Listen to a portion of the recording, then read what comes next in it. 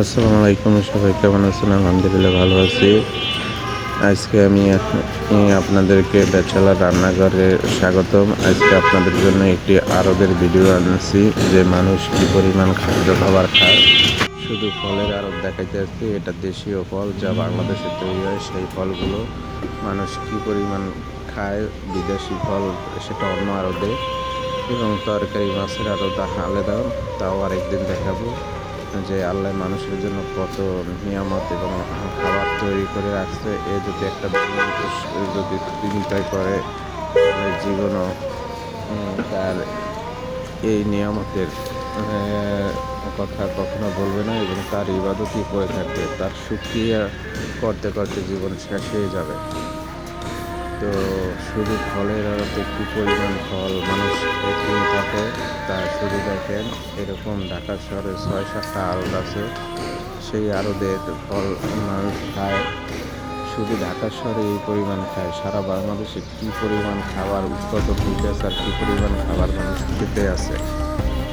তো এটা আল্লাহর বড় নিয়ামত। আল্লাহ আমাদের জন্যই করছে, নিয়ামত দিয়েছে। আর কত সুন্দর আনারসের কালার, কত ফল যে মানুষ চাষ করে উৎপাদন করতেছে। শুধু আরবে আলি বোঝা যায় যে মানুষ কী পরিমাণ খাদ্য খাবার মানুষের জন্য লাগে। আমরা এত আল্লাহ আমাদের এত নিয়ামত দিয়েছে, তারপরে আমরা আল্লাহর শুকরিয়া করি না। সবাই আল্লাহর শুকরিয়া করবেন, এবং আল্লাহ আমাদের রহমত করে দেখি এত খাবার দিয়েছে। রহমত না করলে আমাদের এত খাবার দিত না।